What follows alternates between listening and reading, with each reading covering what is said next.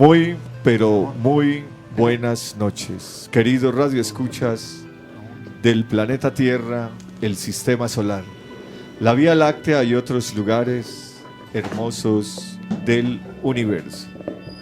Bienvenidos al programa Tertulia Bosque de las Heliconias, que ustedes están sintonizando en www.proclamadelcauca.com, que se emite desde Santander de Quilichao, Tierra de Oro, Departamento del Cauca, Colombia, América del Sur.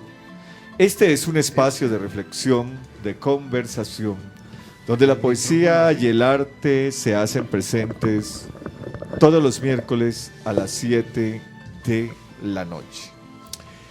Recordarles que solo seremos respetados cuando artistas, poetas, periodistas, humanistas y soñadores con un mundo mejor nos unamos y abandonemos el individualismo a ultranza y la competencia que no tiene sentido, por saber quién tiene más sin haber llegado a construir su ser. Ese individualismo y competencia, dos columnas de ignominia que sostienen el daño irreversible al medio ambiente, la ecología externa e interna. Las buenas relaciones entre los seres humanos en este planeta azul, convertido en un mercado de conciencias y en el basurero de la galaxia, en el cual tuvimos de todas maneras la fortuna de nacer, de crecer, de amar, de reír, de llorar, de cantar, de gozar y de sufrir. Es nuestra responsabilidad histórica, con las armas de la imaginación y la creatividad, recuperar lo que podamos de este planeta, de la gran catástrofe que le hemos causado. Es ahora o nunca. Bueno, esta noche tenemos la presencia en nuestra mesa de trabajo. Agradecerle a nuestra amiga en las consolas, nuestra amiga Camila Valencia, que esta noche, como un ángel caído del cielo, llegó a nuestras consolas a abrir las ventanas para llegar a ustedes, es decir, los micrófonos, para que nuestras ondas lleguen a todos ustedes, donde quiera que se encuentren. También nos acompañan esta noche en la mesa de trabajo, además de nuestra amiga, nuestra poetisa y amiga Berenice Henao, nuestro poeta joven Giovanni Tutinaz, nuestro gran amigo y Luis Gerardo Bolaños, Sergio Vanguero Charria, Sergio Junior y quien les habla, Fabio Enrique Holguín Marriaga. Esta noche ya decirles que me había ausentado unos días, doy mis disculpas por haberme ausentado por causas de trabajo, de un trabajo que es diferente al que un poeta hace normalmente o un escritor, pero que la vida lo pone a uno en estas circunstancias, como en la política, y hay que hacerlo, aunque decía alguien que el hombre es un animal político. Por naturaleza todos hacemos política, porque la política es el arte de servir. Aquí estamos sirviéndole a la comunidad, estamos llevándole amor, alegría, poesía, humanismo a todos nuestros oyentes, ¿cierto? Entonces decirles que el texto de La Antorcha Brillante de don Antonio Nariño ya se terminó, como la canción, y ahora vamos a iniciar con unos textos y contextos del Bicentenario, una aproximación crítica a la historia de Colombia. Este texto y contextos del Bicentenario continúa más o menos con la parte histórica, ¿no? El prólogo es de Sergio de Zuviría Samper, un gran maestro, un pedagogo colombiano. Y este libro, para el taller Tertulia Bosque de las Heliconias, la tarea es construir el horizonte de la esperanza. Fundación Walter Benjamin, 14/7 del 2011. 14 de julio del 2011. En esa época vino a la tertulia literaria que organizamos en la Universidad del Cauca, que organizábamos allá, vino Alfredo Holguín Marriaga, uno de los compiladores del libro, con Vera Zamudio, Álvaro Botero Cadavito. Ellos hicieron la selección de estos textos, de esta aproximación crítica a la historia de Colombia en el bicentenario de su independencia. Hay unos prólogos sobre la historia de Walter Benjamin, de Sergio de Zuviría,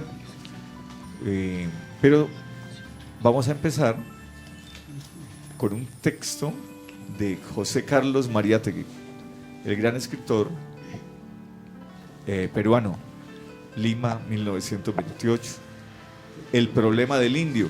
Y también hay otro texto que es acerca de la esclavitud de Alexander van Humboldt, amigo de José Celestino Mutis, ¿sí? Caldas también, ¿no? Creo que fueron amigos, ¿no? Listo, el sabio Caldas. Entonces vamos a, después de esta introducción, de este saludo, y volverles a decir pues que estamos aquí de nuevo, firmes, al pie del cañón, para seguir compartiendo con ustedes estos momentos históricos, momentos literarios, momentos poéticos y rememorando, ¿no?, muchos episodios de la historia y de la literatura y del arte. Vamos a empezar con el problema del indio. Bueno, a propósito, ¿no?, sería bueno también, antes de empezar este texto, decirles que ya estoy un poco más sosegado, un poco más tranquilo, porque ya hubo cierre de campaña. Entonces se sigue caminando, ¿no?, en la campaña de llegar al Consejo Municipal por los artistas, los poetas, los músicos, los literatos, los humanistas, los educadores. Hoy tuve una entrevista en un programa de televisión y me hacían estas preguntas, ¿no? Entonces hablábamos de que hay que hacer énfasis en mejorar la calidad de la educación, de mejorar las escuelas, los colegios, que así como se le mete dinero al cemento y a las carreteras y al pavimento, entonces también hay que pavimentar las neuronas, ¿no? Claro. Hay que aceitar las neuronas. Y es lo más importante, ¿no? La Sí. aceitada de las neuronas. Uy, claro, mejorar Claro, el ser humano. el ser humano, que se nombren, ¿qué?, profesores donde no hay escuelas y colegios que tienen deficiencia, un solo profesor para 3, 4 salones, eso se da, ¿no?, en las veredas, ¿no? Entonces se necesita cuanto antes mejorar esas escuelas, esos colegios y convertirlos en megacolegios, estilo Ferguerra, ¿no? Mira el Ferguerra como era ya todo pequeñito, todo encerrado, parecía una jaula, y ahora el espacio, y eso que no está terminado, pero ya es amplio.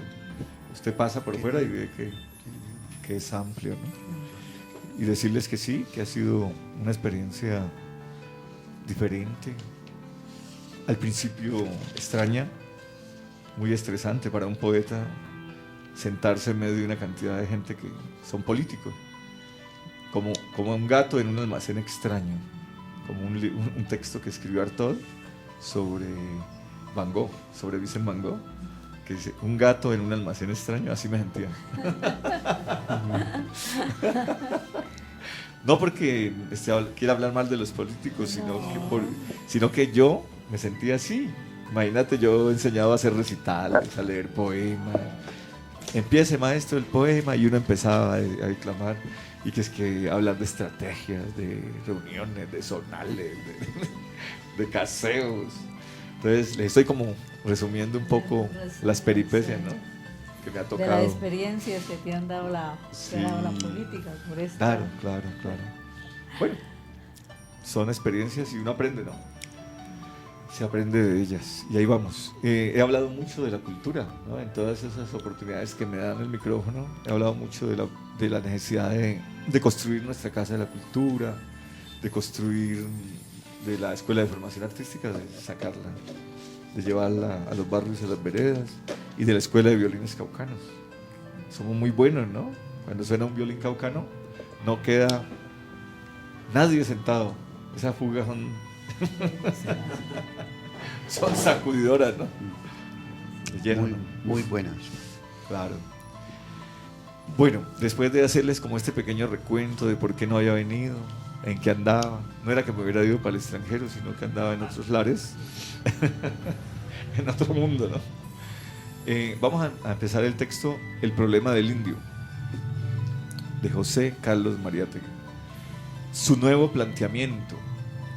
Dice, todas las tesis sobre el problema indígena que ignoran o eluden a este como problema económico-social son otros tantos estériles ejercicios teoréticos y a veces solo verbales, condenados a un absoluto descrédito. No la salva alguna su buena fe. Prácticamente todas no han servido sino para ocultar o desfigurar la realidad del problema. La crítica socialista lo descubre y esclarece, porque busca sus causas en la economía del país y no en su mecanismo administrativo, jurídico o eclesiástico, ni en su dualidad o pluralidad de razas, ni en sus condiciones culturales y morales. La cuestión indígena arranca de nuestra economía. Tiene sus raíces en el régimen de propiedad de la tierra. Miren, hablan de la propiedad de la tierra. Cualquier intento de resolverla, se mejoró un poco, cualquier intento de resolverla con medidas de administración o policía, con métodos de enseñanza o con obras de vialidad, constituye un trabajo superficial o adjetivo, mientras subsista la feudalidad de los gamonales. O sea que es un problema de tierra, ¿no? Es un problema económico. El gamonalismo invalida inevitablemente toda ley u ordenanza de protección indígena. El hacendado, el latifundista, es un señor feudal, contra su autoridad sufragada por el ambiente y el hábito. Es impotente la ley escrita, porque ese hacendado tiene el poder político y el poder económico. El trabajo gratuito está prohibido por la ley. Sin embargo, el trabajo gratuito y aún el trabajo forzado sobreviven en el latifundio. En el latifundio. Está hablando de los latifundistas, de los gamonales, ¿no? Y del problema indígena. El juez, el subprefecto, el comisario, el maestro, el recaudador están enfeudados a la gran propiedad. La ley no puede prevalecer contra los gamonales. El funcionario que se obstinase en imponerla sería abandonado y sacrificado por el poder central, cerca del cual son siempre omnipotentes las influencias del gamonalismo, que actúan directamente o a través del Parlamento por una y otra vía con la misma eficacia. El nuevo examen del problema indígena, por esto, se preocupa mucho menos de los lineamientos de una legislación tutelar que de las consecuencias del régimen de propiedad agraria. El estudio del doctor José A. Encinas, Contribución a una legislación tutelar indígena, inicia en 1918 esta tendencia que de entonces a hoy no ha cesado de acentuarse. Pero por el carácter mismo de su trabajo, el doctor Encinas no podía formular en él un programa económico social. Sus proposiciones dirigidas a la tutela de la propiedad indígena tenían que limitarse a este objetivo jurídico.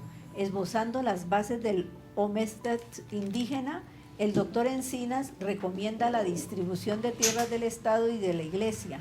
No menciona absolutamente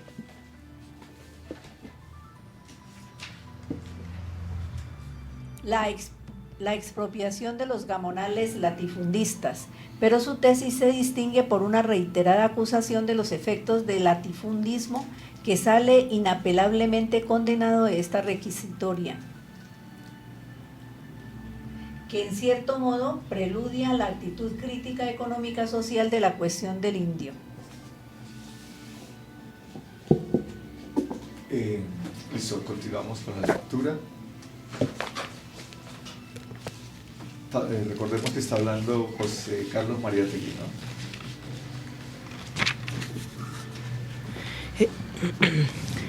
Esta crítica repudia y descalifica las diversas tesis que consideraba la cuestión como uno u otro de los siguientes criterios unilaterales y exclusivos: administrativo, jurídico, étnico, moral, educacional, eclesiástico. La derrota más antigua y evidente es, sin duda, la de los que reducen la producción de los indígenas a un asunto de ordinaria administración. Desde los tiempos de la legislación colonial española, las ordenanzas sabias y prolijas, elaboradas después de concienzudas encuestas, se revelan totalmente infructuosas. La fecundidad de la República,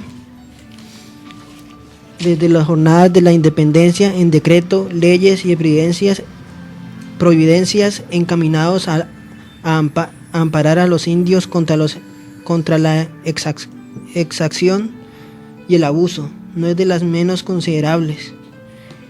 El gamonal de hoy, como el encomendadero de ayer, tiene sin embargo muy poco que temer de la teoría administrativa. Sabe que la práctica es distinta.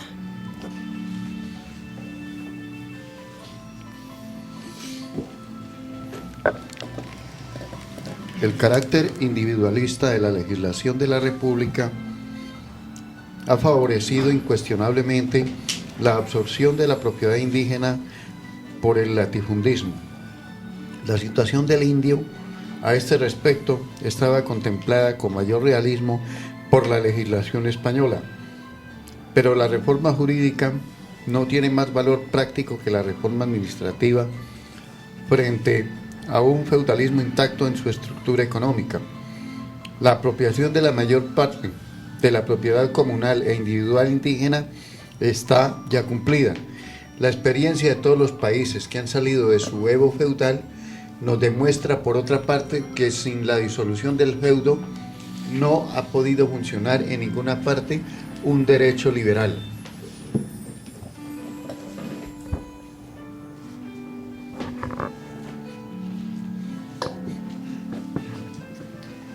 La suposición de que el problema indígena es un problema étnico se nutre del más envejecido repertorio de ideas imperialistas. El concepto de las razas inferiores sirvió al occidente blanco para su obra de expansión y conquista. Esperar la emancipación indígena de un activo cruzamiento de la raza de origen con inmigrantes blancos es una ingenuidad antisociológica concebible solo en la mente rudimentaria de un importador de carneros merinos, una raza. Los pueblos asiáticos, a los cuales no es inferior en un ápice el pueblo indio, han asimilado amigablemente la cultura occidental en lo que tiene de más dinámico y creador, sin transfusiones de sangre europea. La degeneración del indio peruano es una barata invención de los leguleyos de la masa feudal.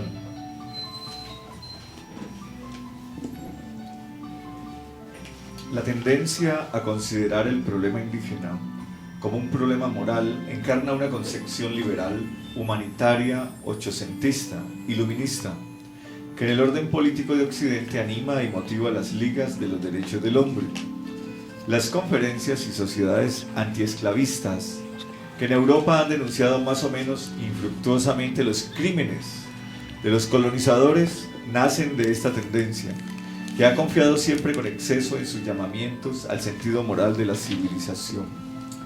González Prada no se encontraba exento de su esperanza cuando escribía que la condición del indígena puede mejorar de dos maneras: o el corazón de los opresores se conduele al extremo de reconocer el derecho de los oprimidos, o el ánimo de los oprimidos adquiere la virilidad suficiente para escarmentar a los opresores. González Prada, Horas de Lucha, así se llama el libro. La Asociación Proindígena 1909-1917 representó ante todo la misma esperanza, aunque su verdadera eficacia estuviera en los fines concretos e inmediatos de defensa del indio que le asignaron sus directores, orientación que debe mucho seguramente al idealismo práctico, característicamente sajón, de Dora Mayer. Dora Mayer de Zulem resume así el carácter del experimento proindígena, en fría concreción de datos prácticos. La asociación proindígena significa para los historiadores lo que Mariátegui supone un experimento de rescate de la atrasada y esclavizada raza indígena por medio de un cuerpo protector extraño a ella, que gratuitamente y por vías legales ha procurado servirle como abogado en sus reclamos ante los poderes del Estado. El experimento está ampliamente cumplido en el Perú y en el mundo. La prédica humanitaria no ha detenido ni embarazado en Europa el imperialismo, ni ha bonificado sus métodos. La lucha contra el imperialismo no confía ya sino en la solidaridad y en la fuerza de los movimientos de emancipación de las masas coloniales. Este concepto preside en la Europa contemporánea una acción antiimperialista, a la cual se adhieren espíritus liberales, como Albert Einstein, ni Roma enrolada, y que por tanto no puede ser considerada de exclusivo carácter socialista. Dice que no solamente pues la idea socialista es la única que puede rescatar el problema indígena, ¿no? Sino que ellos tienen su propia mecánica, ¿no? Su propia metodología, ¿no?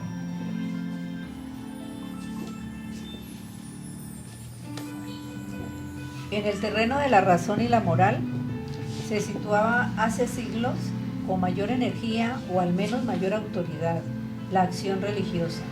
Esta cruzada no obtuvo, sin embargo, sino leyes y providencias muy sabiamente inspiradas. La suerte de los indios no varió sustancialmente.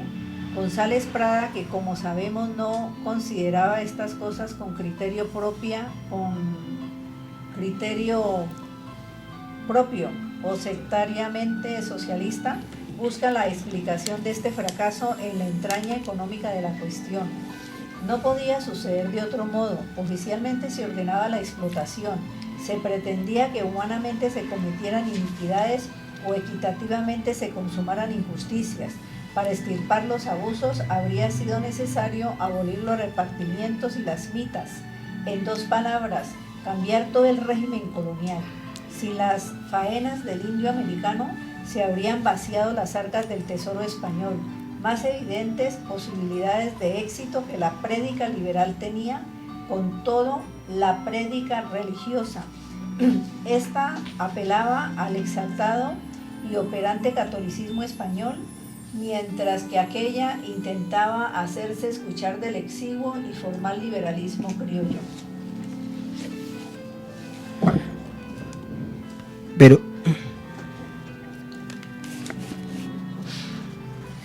Pero hoy la esperanza en una solución eclesiástica es indiscutiblemente la más rezagada y antihistórica de todas. Quienes la representan no se preocupan siquiera como sus tan distantes maestros de obtener una nueva declaración de los derechos del indio, con adecuadas autoridades y ordenanzas, sino de encargar al misionero la función de mediar entre el indio y el gamonal.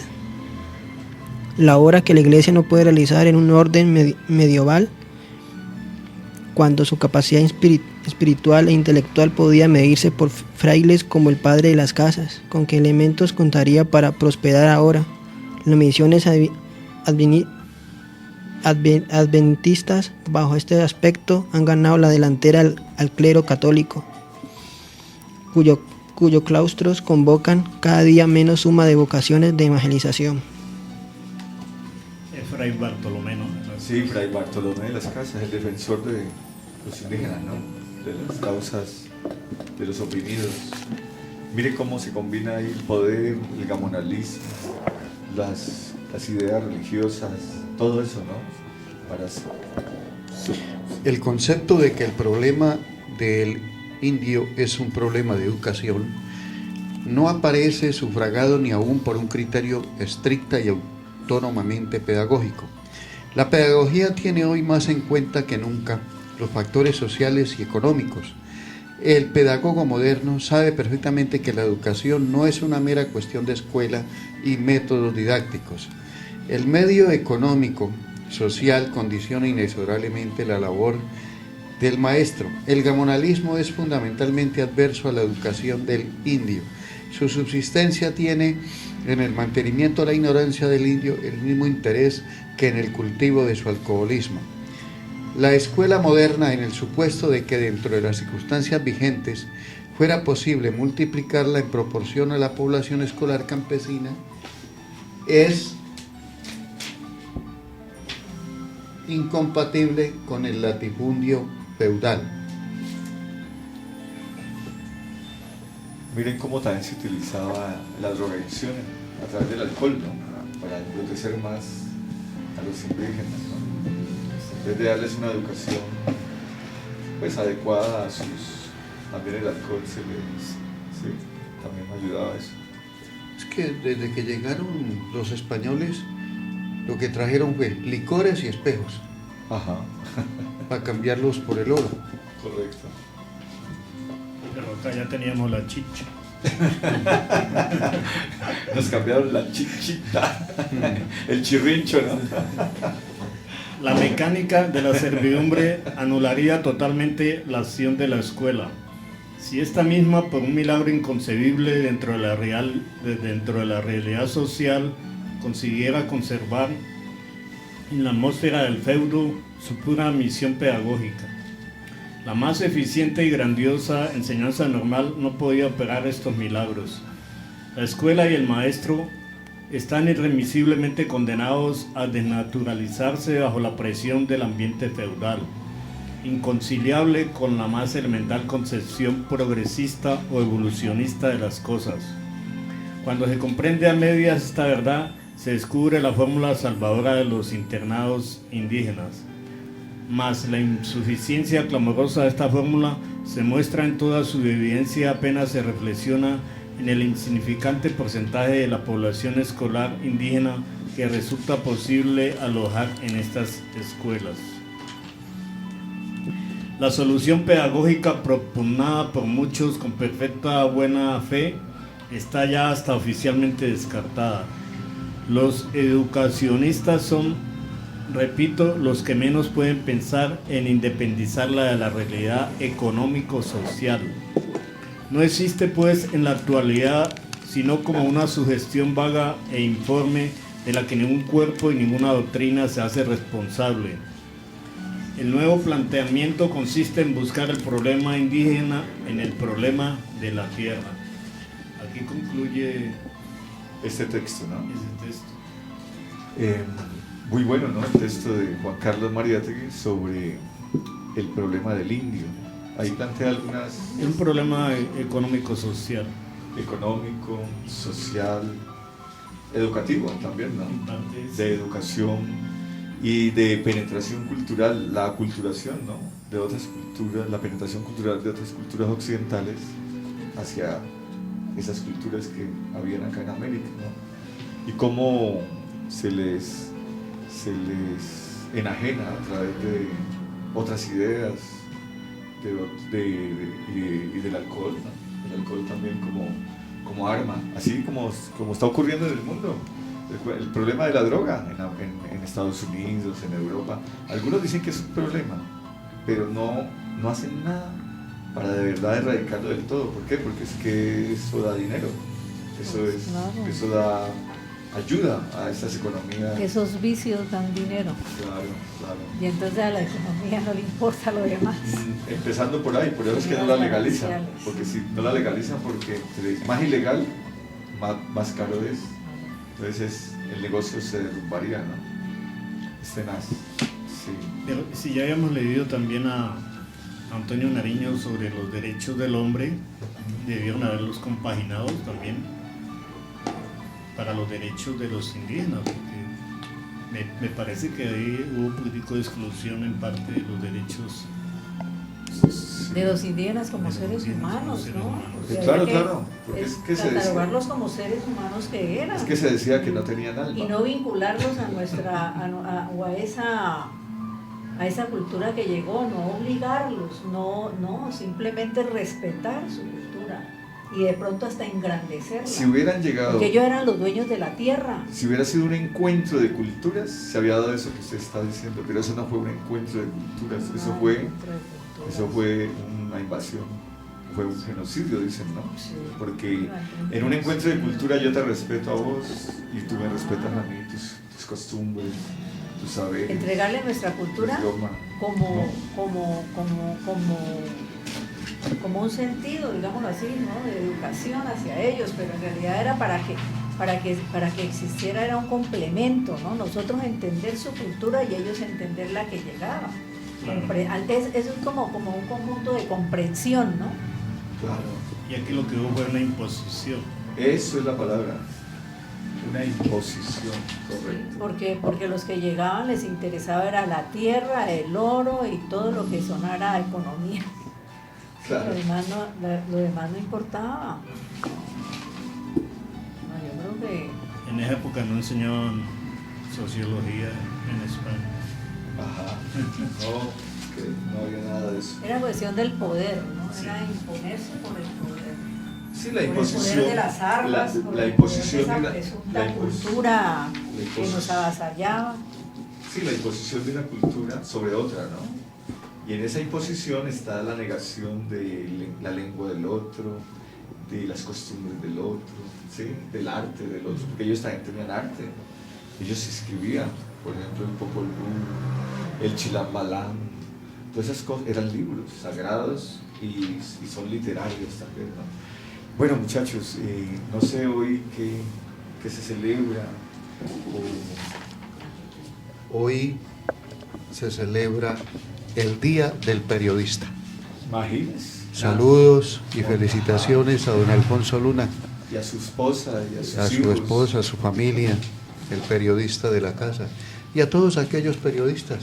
Desde aquí estamos saludándolos, felicitándolos, agradeciéndoles por traernos información, por tenernos al tanto de lo que ocurre en Colombia y en el mundo. Y ser periodista no es fácil en Colombia No es ni en el fácil. mundo. Es una de las profesiones más Riesgosas, que existen en el planeta, ¿no? ¿sí? Porque los verdaderos periodistas están amordazados, Correcto. condenados a muerte, Correcto. tristemente. Guillermo Cano, ¿no? ¿Cómo? ¿Se acuerda de Guillermo Cano? Sí.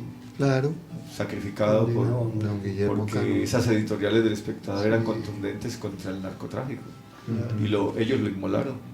Ellos fueron los que... No, y los mismos gobiernos, pues si miramos a la izquierda y miramos a la derecha, nuestros vecinitos, ¿cómo tienen a los periodistas de la oposición? Correcto.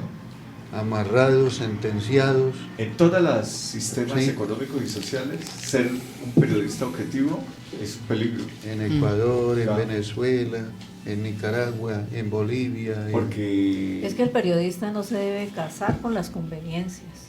El periodista debe ser universal, ¿no? Y muy exacto en su información.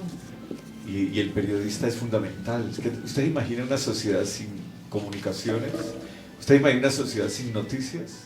Ellos son los veedores, son los fiscalizadores Son los de la sociedad, informadores. son los que fiscalizan la cosa pública, son los que fiscalizan.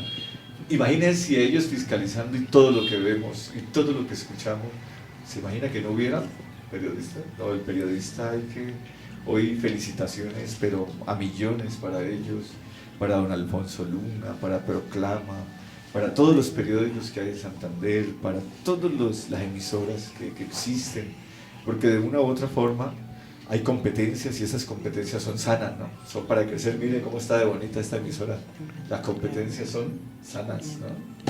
Mire tan bonita nuestra cabina, ¿no? Una decoración sencilla pero hermosa, Ajá. agradable. Y acordarnos también que nosotros perdimos un gran periodista lichagüeño, ¿no? Sí, claro. ¿Cómo se llamaba? Don Antonio José Caballero. Correcto. Sí. Recordar a ese gran hombre, Don Antonio Antonio José Caballero. José Caballero. Llevó el nombre de Santander de Clichao a muchos Muy escenarios alto. del mundo, ¿no? A muchos lugares del mundo. ¿sí? Sí. Un digno representante del periodismo. Periodista de la curia, ¿cómo es? De la iglesia en el Vaticano durante mucho tiempo, ¿se acuerda? Ah, sí. Cuando había nombramiento del Papa, Ajá. el que iba allá y traducía del italiano al español, era Antonio José. Antonio José Caballero. Antonio José Caballero, un gran hombre, Ujú. un gran hombre. En estos días, ayer que estábamos en la biblioteca, estábamos analizando el mural de Gabriel García Márquez y ahí vimos una foto de él con Gabriel García Márquez. Ahí está Antonio, ¿no? Está- Antonio Caballero, sí. Antonio José. ¿Cómo se llama el otro periodista que era hermano de él? En ese momento se me escapa, que declamaba poemas. Don Juan Harvey Caicedo. Bueno, sea el momento también de allá, en esa dimensión. Desde el cielo está donde se declamando esos encuentre poemas tan hermosos. Juan Harvey Caicedo, Con esa voz, maravillosa que Dios le dio. con esa voz contundente. Para él también. Para declamar esos poemas. Uf. Esos poemas llaneros, ¿no? Hermosísimo. Muy lindo. Yo tengo ¿Cierto? grabaciones. Teresa, Juan Harvey, ¿no? Juan Harvey. Y era hermano, ¿no? Harvey Caicedo. Era hermano de Antonio José, ¿sabía? No, sí, ellos eran Recuerdo hermanos. cuando él decía, ¿no? Sucedió en el Sinaruco, frontera con Venezuela, acto de Ramón Herrera. El ánima de Santa Elena se llama ese poema.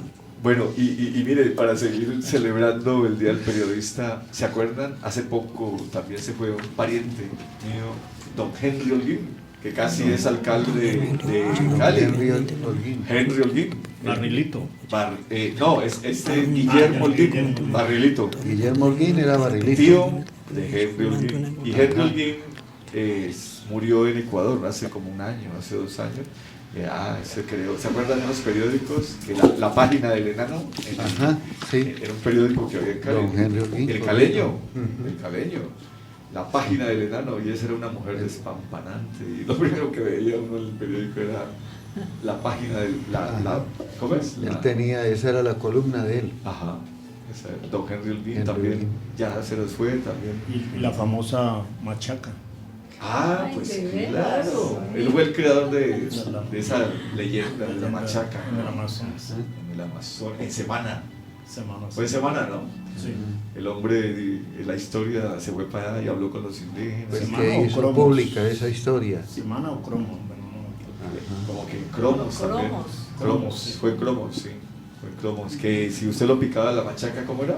Es un animal. Que tenía que hacer el amor en menos de 1 minuto. Sí, Si y- no, usted se y moría. por eso compusieron la canción, ¿no? Claro.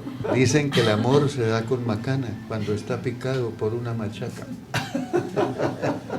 El amor se da con macana. Sí, cuando está picado por una machaca. Ay, hombre.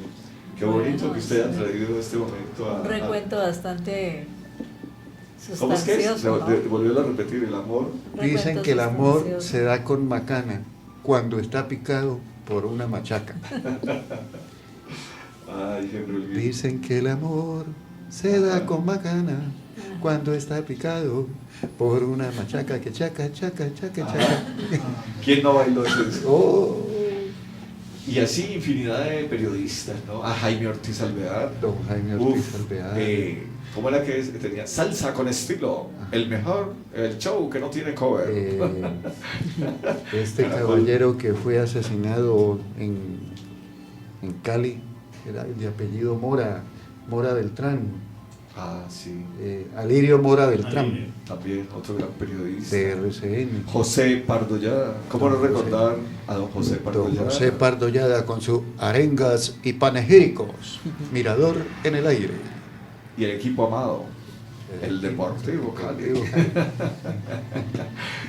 Ajá. Ay, hombre, qué bueno recordar a todos estos grandes hombres. Y así infinidad de periodistas que nos han ido, pero que han dejado huella. Y damas que también han estado en el periodismo como... Ay, ¿cómo es que se llama esta dama? Que fuera de buena periodista, muy Sí, hermosa, bueno. para entrevistar Margarita Vidal. Margarita Vidal. Margarita Claro, Vidal. Margarita Vidal, una gran periodista. Sí. Sí. Olga Bear. Olga Bear. Sí. Claro. Y muchas otras más que nos disculpan, Se nos escapa. que se nos escapan, pero para todos. Para todos el los que saludo están y la- vivos y para aquellos que ya y los que partieron. partieron igual. Decirles allá en esa dimensión en la que se encuentran, que los llevamos en el corazón y que nosotros que somos pichones de periodistas, por decirlo algo, ¿sí? Pichoncitos de periodistas, Sí. porque estamos empezando en estas Pero líderes, nosotros- de los micrófonos y del periodismo, ¿no? Porque no crean, aquí estamos haciendo Exacto. periodismo hace 4 meses. Sí. De una u otra forma Sí. es periodismo cultural, ¿no? Sí, sí. Es periodismo Sí, cultural. es cierto, porque Muchachos, un día como hoy, Gerardo, un día como hoy en Suecia, muchachos y muchachas, Gabriel García Márquez recibe el Premio Nobel de Literatura, imagínense. correcto. Miércoles 21 de octubre del 2015.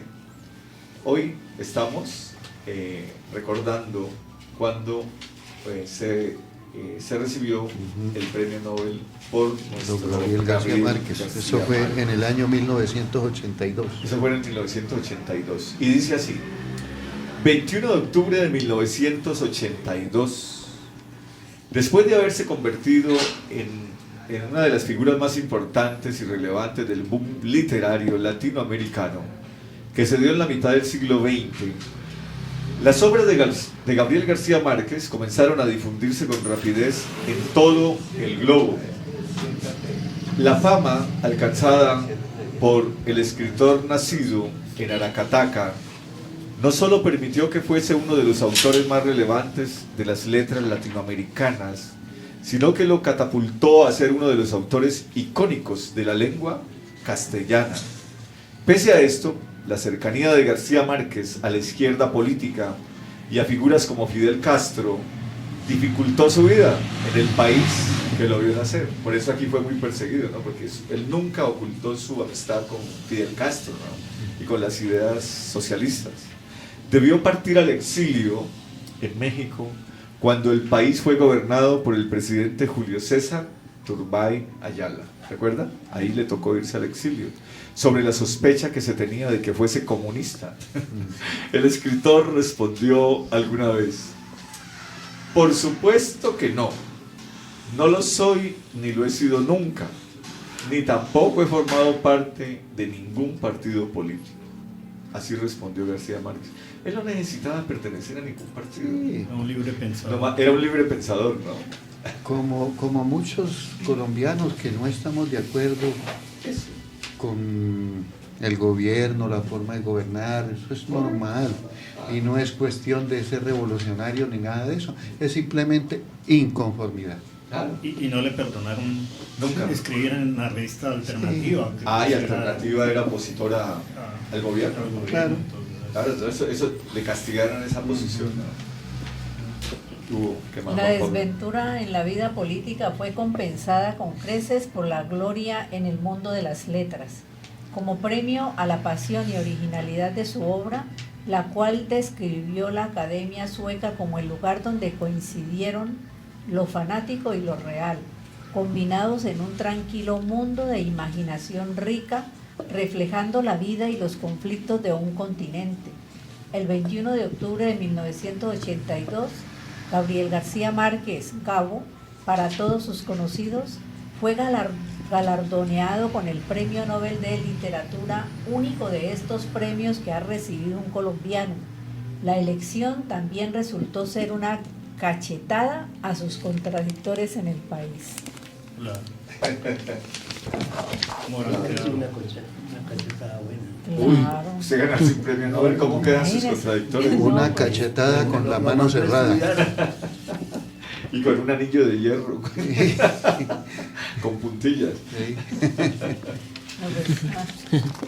Y ganó el premio Nobel después de 15 años que lo había ganado también Miguel Ángel Asturias, Asturias.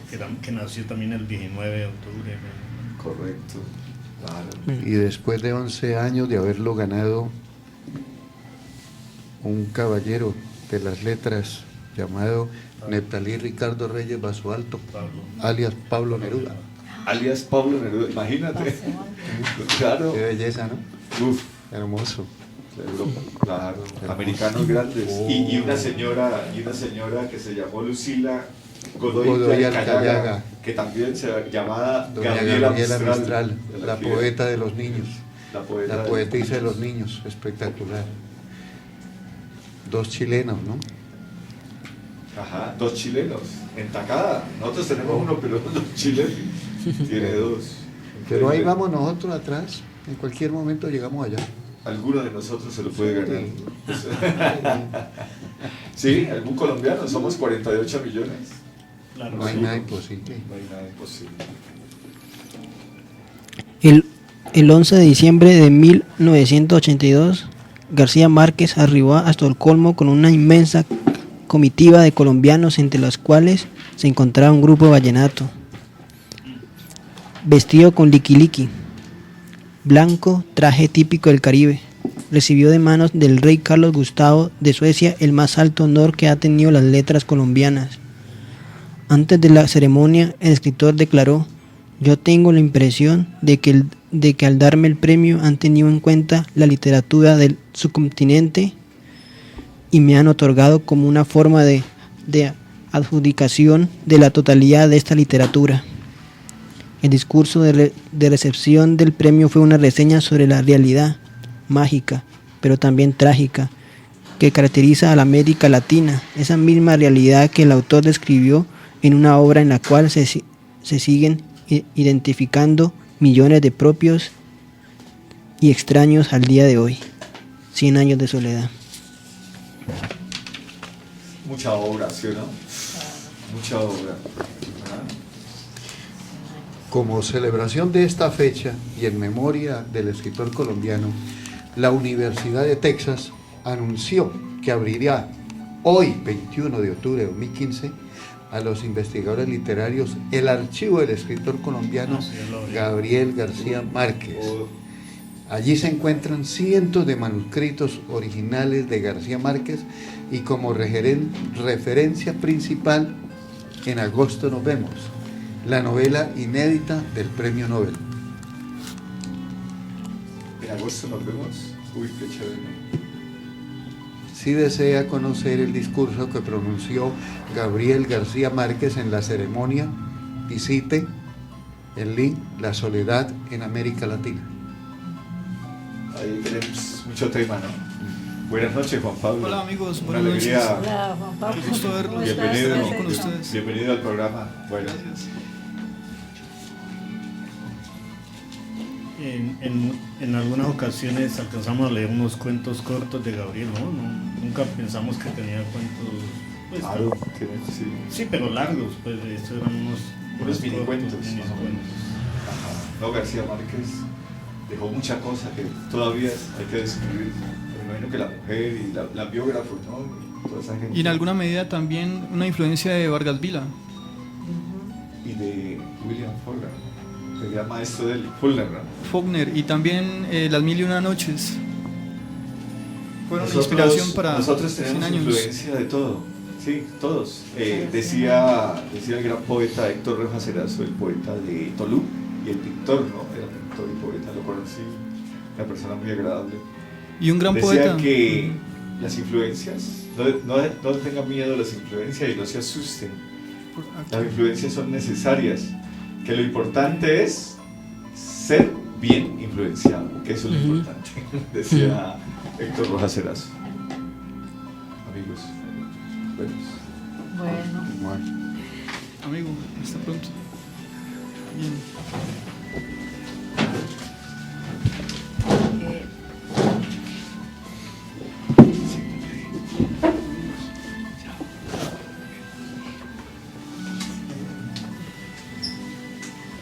eh, Bueno. Y vamos a leer también sobre... es un tema que no lo...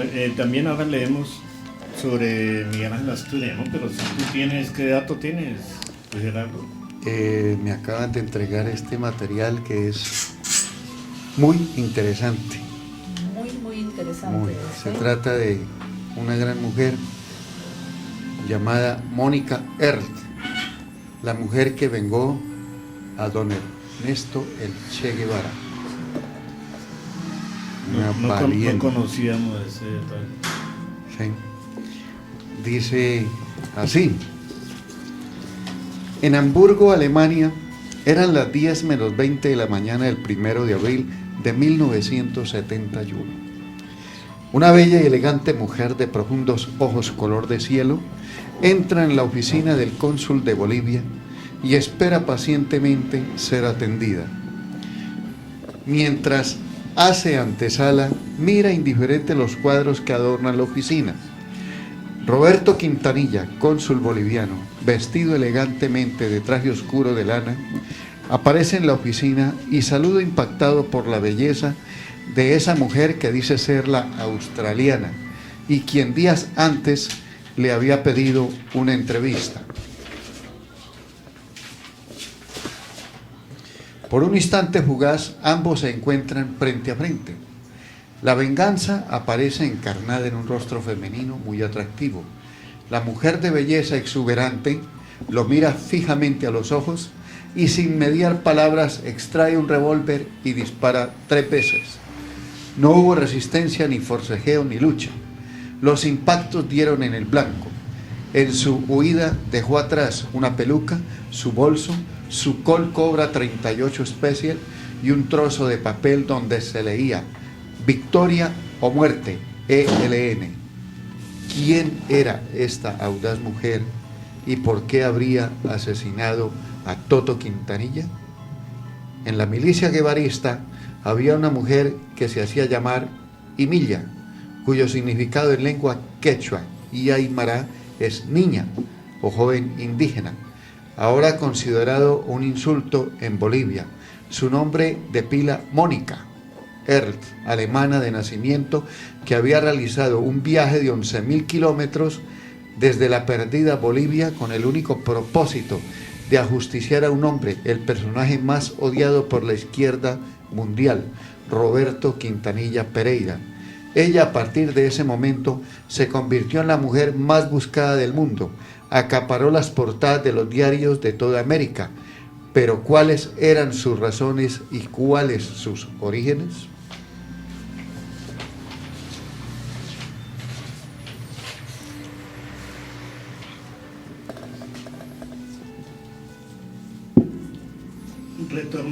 Retornemos al 3 de marzo de 1950, fecha en la que Mónica había llegado a Bolivia con Hans Erl, su padre, a través de lo que sería conocida como la Ruta de las Ratas, sendero que facilitó la huida de los miembros del régimen nazi hacia Sudamérica al finalizar el conflicto armado más grande y sangriento de la historia universal, la Segunda Guerra Mundial. La historia de Mónica pudo ser narrada con grandes pasajes gracias a la investigación de Jürgen Schreiber, la que yo le presento es apenas un pincelazo de esta apasionante historia que involucra muchos sentimientos y personajes. Hans Erl nació en Alemania en 1908 y murió en Bolivia en el 2000. Alpinista, innovador de técnicas submarinas, explorador, escritor, inventor y materializador de sueños. Ese es el padre. Padre de Mónica. Sí, de Mónica. Agricultor, converso, ideológico, cineasta, antropólogo y etnógrafo aficionado. Muy pronto alcanzó notoriedad al retratar a los dirigentes del Partido Nacional Socialista cuando filmaba la majestuosidad, la estética corporal y las destrezas atléticas de los participantes en los Juegos Olímpicos de Berlín 1936, bajo la dirección de la cineasta Leni Riefenstahl, quien glorificó a los nazis.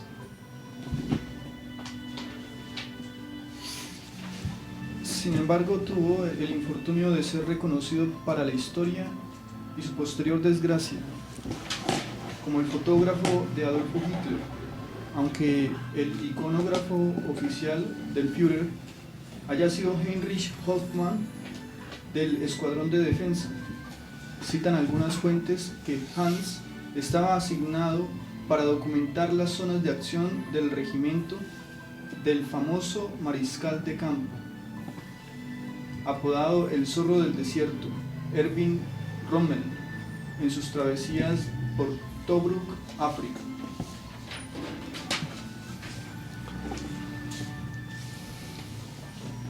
Como dato curioso, Hans no perteneció al partido nazi, pero a pesar de que aborrecía la guerra, exhibía con orgullo la chaqueta diseñada por Hugo Boss para el ejército alemán como símbolo de sus gestas de otrora y su garbo ario. Detestaba que lo llamaran nazi, no tenía nada contra ellos, pero tampoco contra los judíos. Por irónico que parezca, fue otra víctima de la Schutzstaffel. Al término la Segunda Guerra Mundial, cuando el Tercer Reich se derrumbó, los jerarcas, colaboradores y allegados al régimen nazi huyeron de la justicia europea refugiándose en diversos países, entre ellos los del continente americano, con el beneplácito de sus respectivos gobiernos y el apoyo incondicional de Estados Unidos. Se dice que era una persona muy pacífica y no tenía enemigos, así que optó por quedarse en Alemania un tiempo trabajando en asignaciones menores a su estatus, hasta que emigró con su familia, primeramente a Chile, en el austral archipiélago de Juan Fernández, fascinante paraíso perdido, donde realizó el documental Robinson en 1950, antes que otros proyectos. Después de un largo viaje, Herl se estableció en 1951 en Chiquitania, a 100 kilómetros de la ciudad de Santa Cruz. Hasta ahí llegó para instalarse en las prósperas y vírgenes tierras, cual conquistador del siglo XV, entre la espesa e intrincada vegetación brasileño-boliviana, una propiedad de 3.000 hectáreas, donde construiría con sus propias manos y materia autóctona lo que fue su hogar hasta sus últimos días, La Dolorida.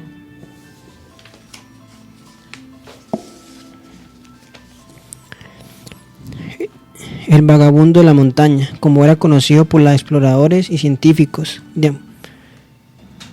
deambulaban con su pasado a cuestas por la inmensa naturaleza con la visión ávida de desentrañar y capturar con su lente todo lo percibido de su entorno mágico en Bolivia, al tiempo que comenzaba una nueva vida acompañado de su esposa y sus hijas.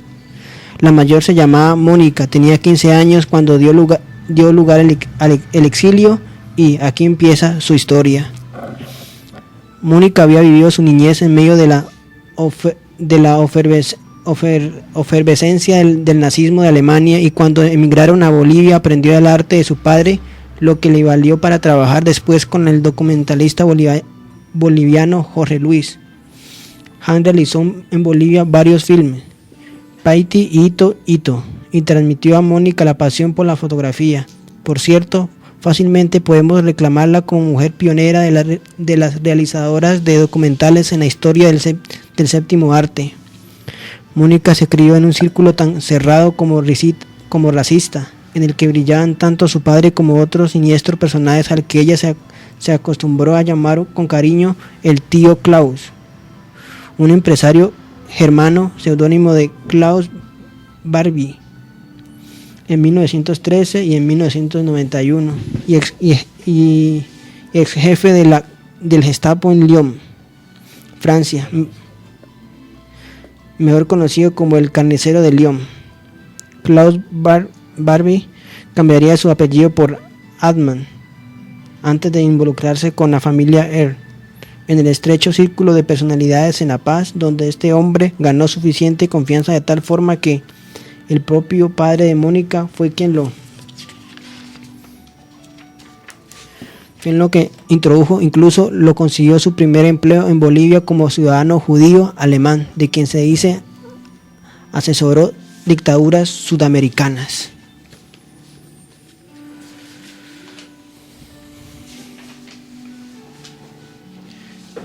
La célebre protagonista de esta historia se casó con otro alemán en La Paz y vivió en las minas de cobre en el norte de Chile, pero luego de 10 años su matrimonio fracasó y ella se convirtió en una política activa que apoyó causas nobles.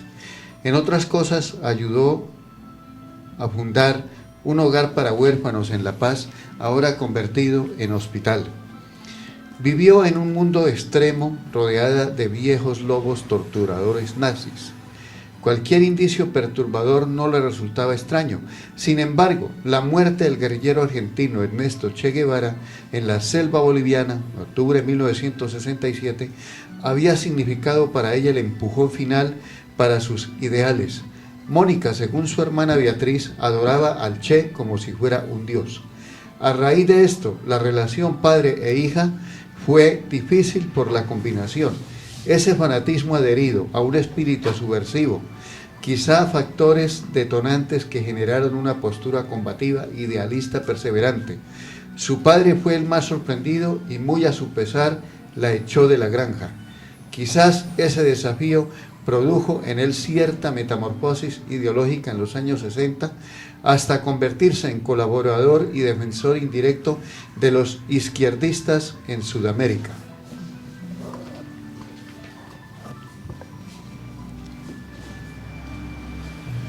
Seguimos con el relato de Mónica. Mónica fue su hija favorita. El padre era muy frío hacia ellos y ella parecía ser la única que amaba.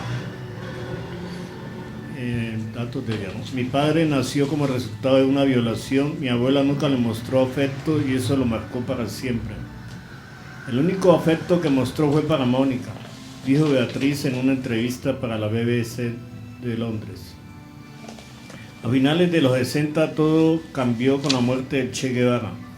Rompió con sus raíces y dio un drástico giro para entrar de lleno a la milicia, empuñando el brazo con la guerrilla de Ñancahuazú, tal como lo hiciera en vida su héroe por la desigualdad social. Mónica dejó de ser aquella chica apasionada por la lente para convertirse en Emilia la revolucionaria. refugiada en un campo de las colinas bolivianas. A medida que fue desapareciendo de la faz de la tierra la mayor parte de sus integrantes, su dolor se transformó en fuerza para reclamar justicia, convirtiéndose en una clave operativa para el ELN. O sea que hizo parte del Ejército de Liberación Nacional. Sí. Durante los 4 años que permaneció recluida en el campamento, escribió a su padre solamente una vez por año, para decir textualmente: no se preocupen por mí, estoy bien. Lamentablemente nunca más la volvió a ver, ni viva ni muerta.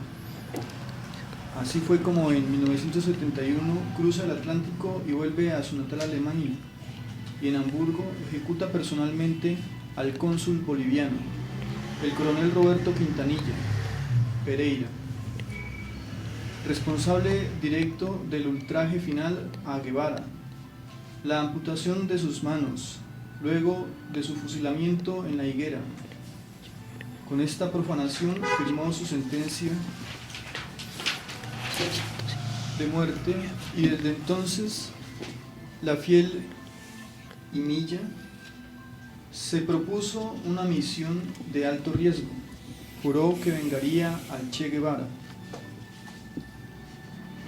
Después de cumplir su objetivo, comenzaría una cacería que atravesó países y mares y que solo encontró su fin cuando Mónica cayó muerta en el año 1973 en una emboscada que, según algunas fuentes fidedignas, le tendió su traicionero tío Klaus Barbie. Extremistas estos alemanes, ¿no? Bueno, después de su muerte, Hans Herl siguió viviendo y filmando documentales en Bolivia, donde murió a la edad de 92 años, en su granja, ahora convertida en museo gracias a la ayuda de algunas instituciones de España y Bolivia.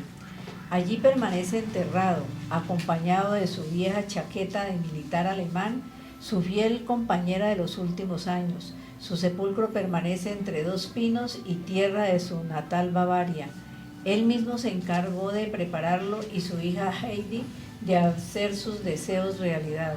Hans había expresado en una entrevista concedida a la agencia Reuters: no quiero regresar a mi país, quiero, incluso muerto, quedar en esta mi tierra. En un cementerio de La Paz se dice que descansa simbólicamente los restos de Mónica Herl. En realidad nunca le fueron entregados a su padre. Sus reclamos fueron ignorados por las autoridades a partir del hecho.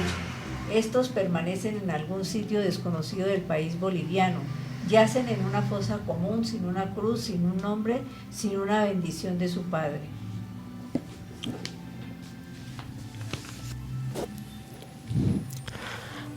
Así fue la vida de esta mujer que en un periodo, al decir de la derecha fascista de aquellos años, campeaba en el comunismo y por ende el terrorismo. Y en Europa, para unos su nombre quedó grabado en los jardines de la memoria como guerrillera, asesina o quizá terrorista, para otros como una mujer valiente que cumplió con una misión.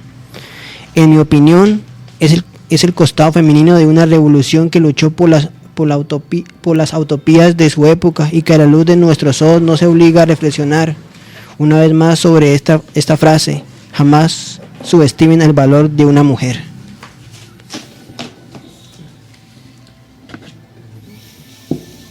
Bueno, creo que ya hemos terminado este relato de esta dama que incluso por sus ideales sacrificó su relación con el padre, se sometió a que él la sacara del hogar y partiera. Y partió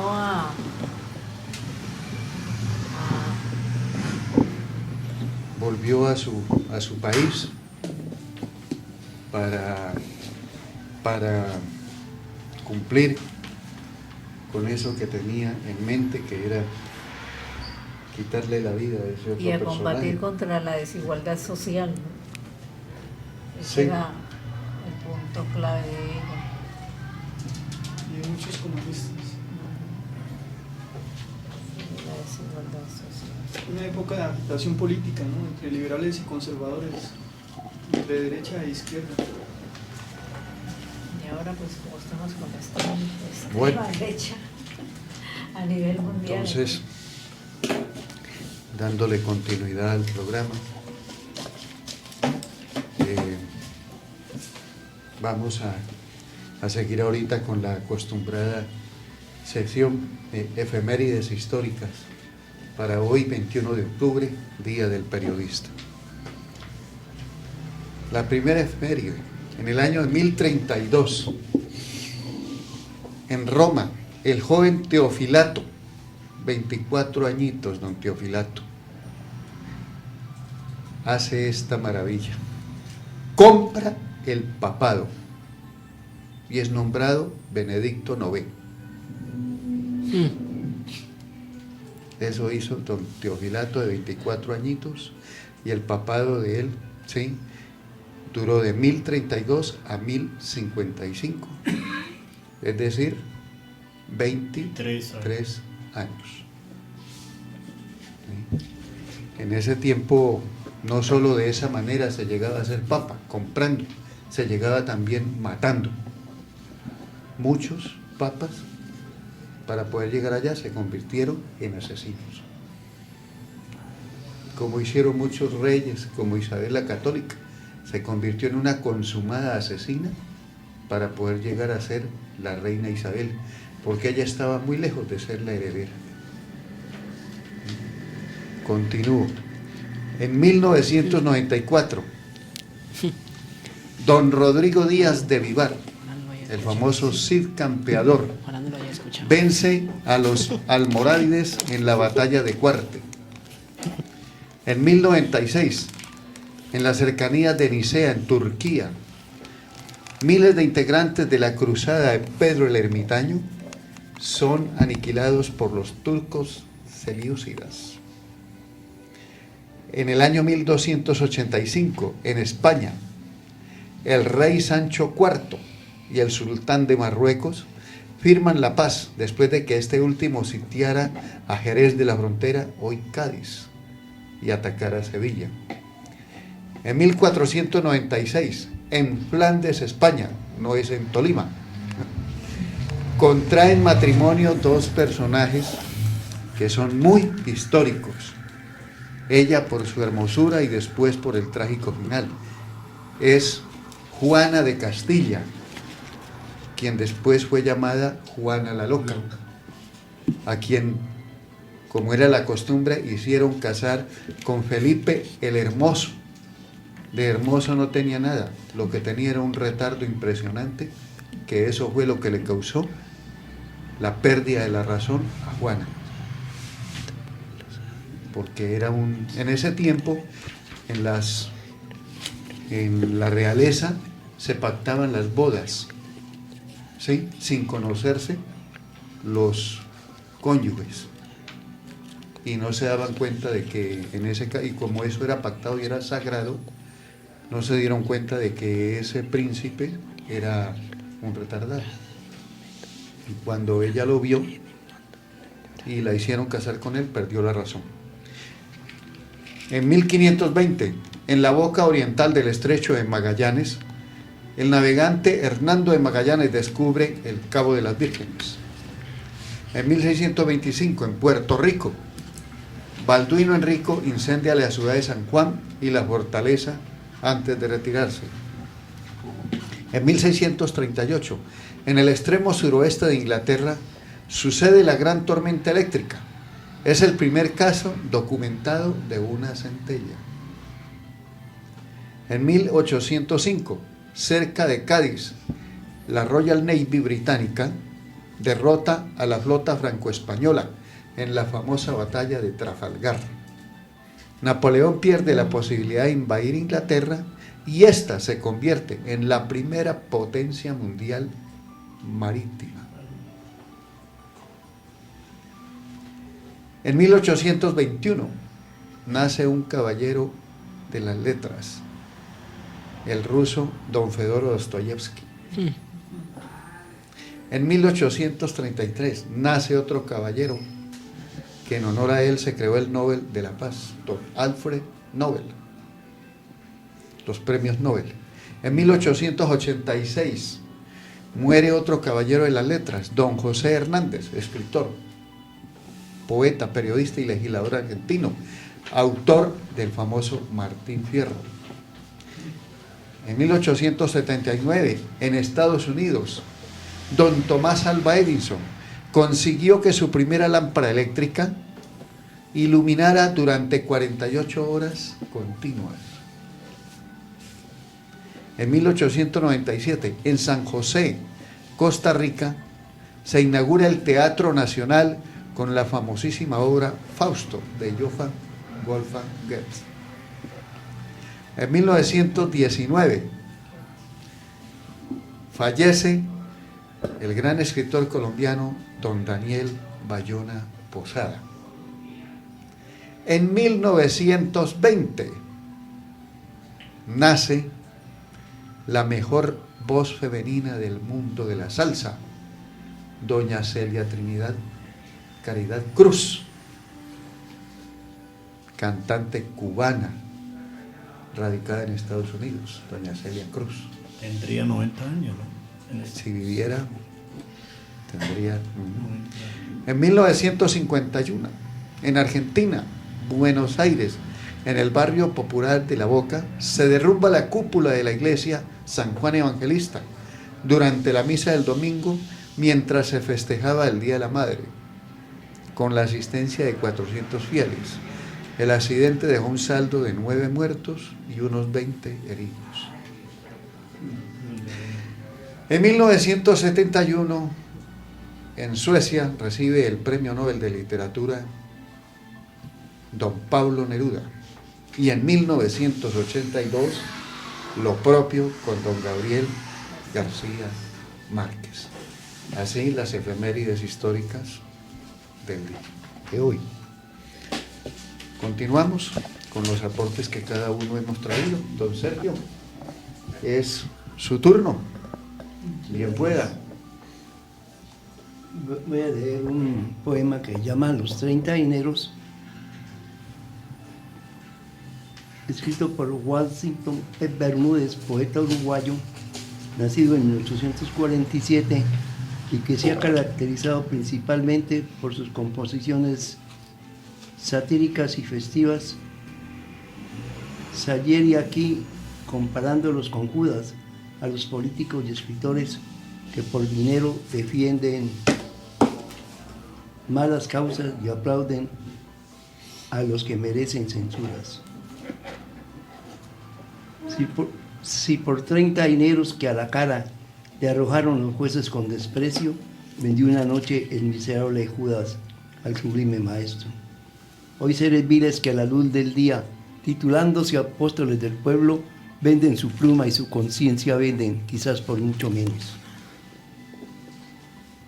El cobarde judío avergonzado por su traición y arrepentido luego, por su propia mano se infligió el castigo de su crimen horrendo. Y venales escritores que nunca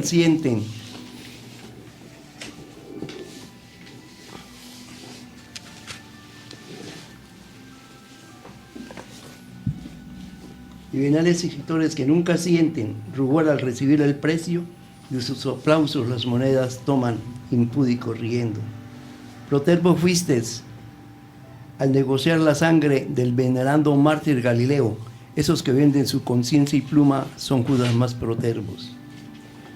Más probidad y más honor tuviste, vil Iscariote, en tan remotos tiempos, que honor y probidad en los actuales tienen los fariseos. Tú después de la infamia te colgaste, y otros cuelgan una cruz al pecho y se deleitan al sonoro ruido de los 30 dineros. Qué bonito. Poema de Washington ¿De qué Bermúdez. libro es ese? El libro de la juventud. Libro de la poesía. Eso era la juventud. Sergio Junior. Bueno, para hoy, conmemorando también el Día del Periodista, quería contarles que Hay un periodista barranquillero, que es el director general del diario El Heraldo, Marco Schwartz. Tuvo un encuentro literario los días 9 y 10 de noviembre en Suiza. Periodista Marcos Schwartz, invitado por la Embajada de Colombia en Suiza y la sección de español de la Facultad de Letras de la Universidad de Lausana y de la Universidad de Santa Gallen, abrirá su talento de escritor colombiano. Además de ser periodista barranquillero, es un gran escritor. Ha publicado la novela El Salmo de Kaplan, que fue la base para la película uruguaya Kaplan, que este año fue presentada por ese país para concursar en los premios Oscar de la Academia.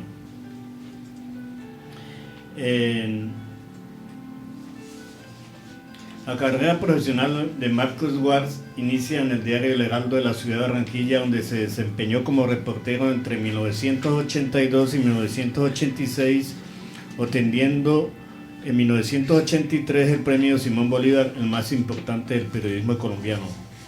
Gran parte de la trayectoria profesional en periodismo de Marcos Schwartz se desarrolló en España. Fue reportero de la revista Cambio 16, jefe de noticias internacionales del semanario El Siglo de Europa, corresponsal diplomático del periódico de Cataluña y su director de opinión del diario Público. También ejerció como analista político para la televisión española, la Radio Nacional de España y la cadena SER. Asimismo, ha tenido experiencia en la academia como profesor de la Universidad Complutense de Madrid. En relación con su carrera como novelista, Marcos Schwartz ha publicado 2 obras: Vulgata Caribe, traducida al alemán, y El Salmo de Kaplan, ganadora del premio iberoamericano La Otra Orilla en el año 2005, y de cuya traducción al alemán salió a la luz este año. Pues haciendo remembranza de que se presentó en Suiza, en Lausana, donde hay varios amigos clichagüeños, familiares y familiares de la familia Stadling. Y saludos a ellos en Suiza. Qué bien.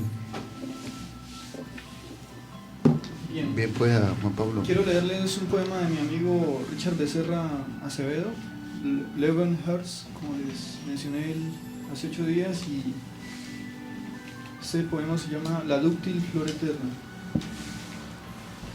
Busco una rosa, roja como tus rojos labios, 2 luceros, inmensos como tus ojos claros, que cautiven la mente de humanistas preclaros. Quiero una rosa roja, siempre libre de agravios. Amo la rosa viva, también la rosa inerte, que guardó el alma noble con sus pétalos suaves, en brillantes jardines, bajo cánticos de aves, y entre libros antiguos que vencieron la muerte. Quiero en la rosa roja conservar tu memoria, y en los pétalos mustios, inconscientes o ardientes, encontrar el sendero hacia el umbral de la historia. Los febriles amantes liban siempre impacientes en la fuente sagrada de la flor transitoria, que en eterna convierten los amores conscientes. Qué bonito. Muy hermoso. Doña Berenice.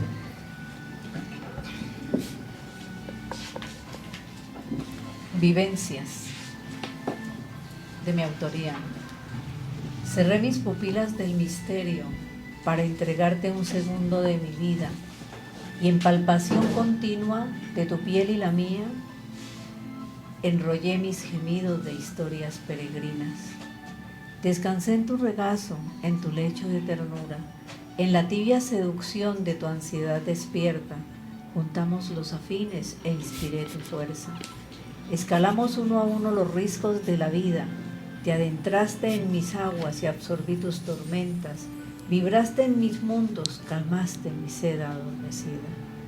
Dejaste huellas escondidas, las que encuentro día a día.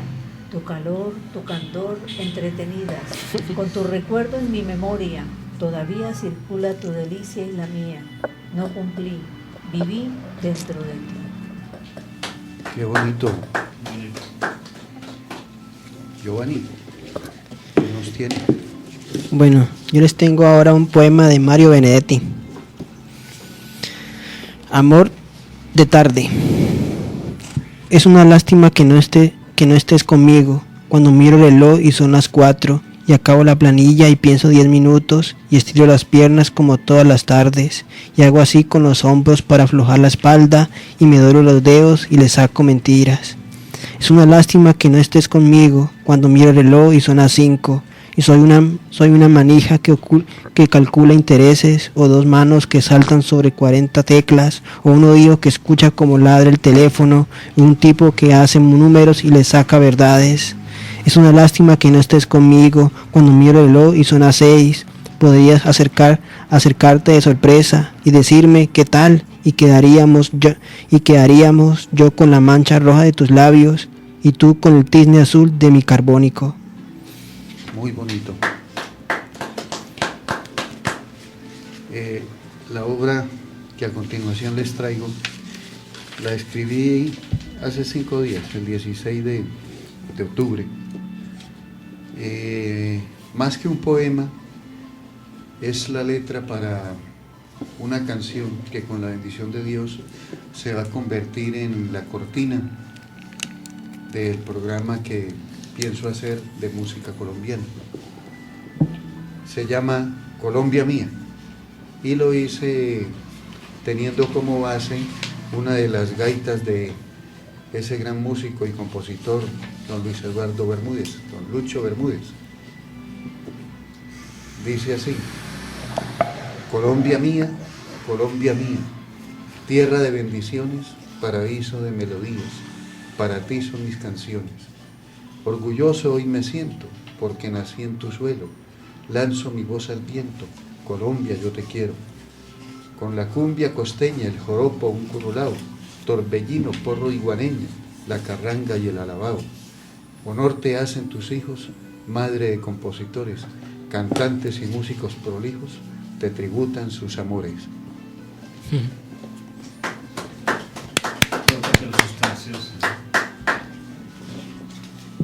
Don Sergio, bien pueda. Este poema se llama A Colombia, escrito por Miguel Antonio Caro, notable escritor y político colombiano, 1843 a 1909. Dice en este soneto: cuán profundo es el amor que siente por el suelo nativo. Patria, te adoro en mi silencio mudo, y temo profanar tu nombre santo. Por ti he llorado y padecido tanto, como lengua mortal decir no pudo. No busco yo el amparo de tu escudo, sino la sombra dulce de tu manto. Quiero en tu seno derramar mi llanto, vivir, morir por ti, pobre y desnudo. Ni poder, ni esplendor, ni lozanía son razones de amar, otro es el lazo que nadie nunca desatar podría. Amo yo por instinto tu regazo, madre eres tú de la familia mía, patria de tus entrañas soy pedazo. Qué bonito.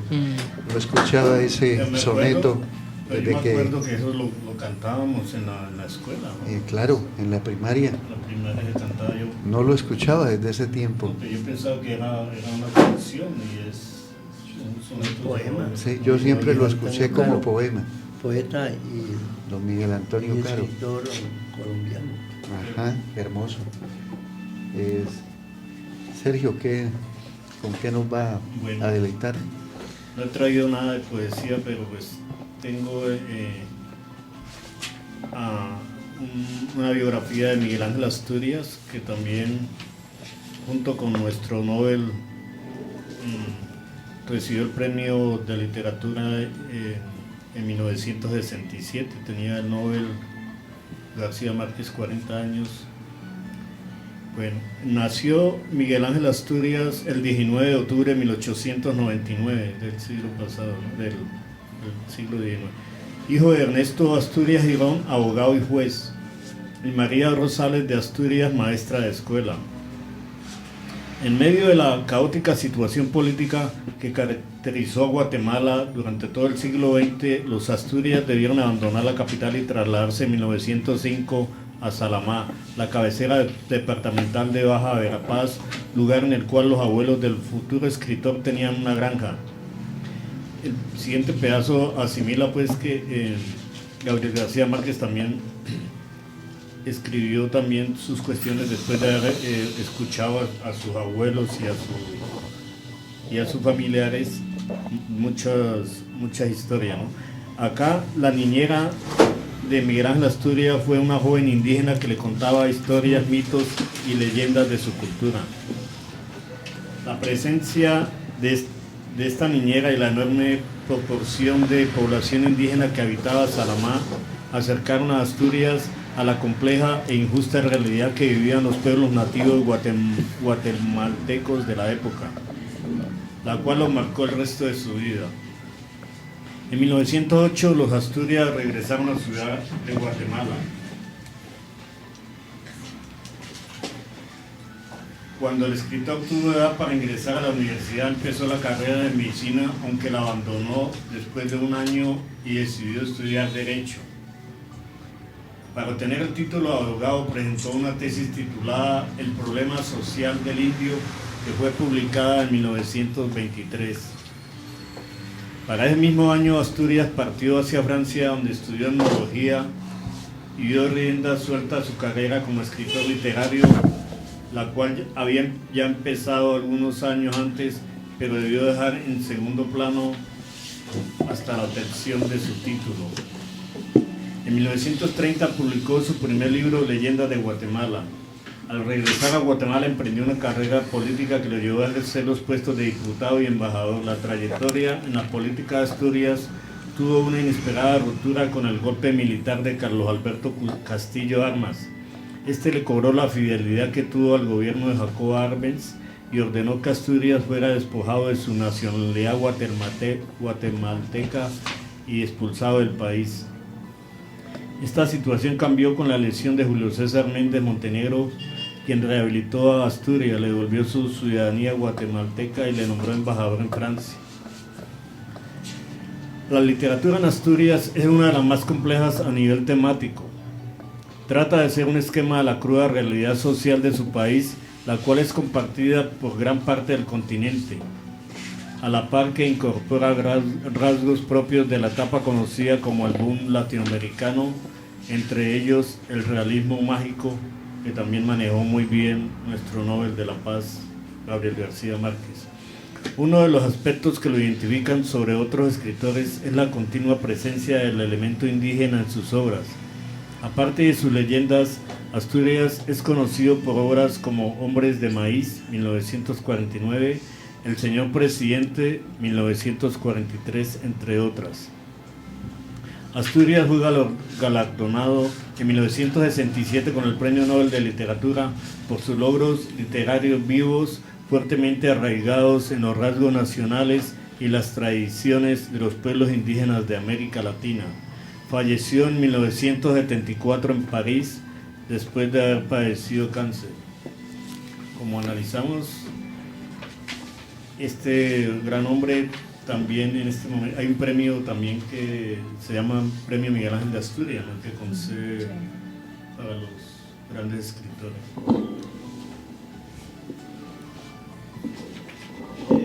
Bien.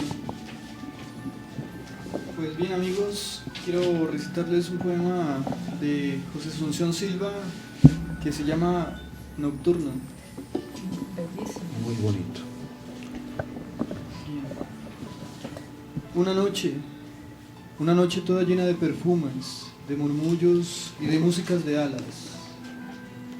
Una noche en que ardían en la sombra nupcial y húmeda las luciérnagas fantásticas. A mi lado, lentamente, contra mí ceñida, toda, muda y pálida, como si un presentimiento de amarguras infinitas, hasta el fondo más secreto de tus fibras, te agitara, por la senda que atraviesa la llanura florecida. Caminabas, y la luna llena, por los cielos azulosos, infinitos y profundos esparcía su luz blanca. Y tu sombra, fina y lánguida, y mi sombra, por los rayos de la luna proyectada, sobre las arenas tristes de la senda se juntaban. Y eran una, y eran una, y eran una sola sombra larga, y eran una sola sombra larga, y eran una sola sombra larga. Esta noche, solo el alma, llena de las infinitas amarguras y agonías de tu muerte, separado de ti misma por la sombra, por el tiempo y la distancia, por el infinito negro, donde nuestra voz no alcanza. Solo y mudo, por la senda caminaba, y se oían los ladridos de los perros a la luna pálida y el chillido de las ranas. Sentí frío, era el frío que tenían en la alcoba tus mejillas y tus sienes y tus manos adoradas, entre las blancuras níveas de las mortuorias sábanas. Era el frío del sepulcro, era el frío de la muerte, era el frío de la nada.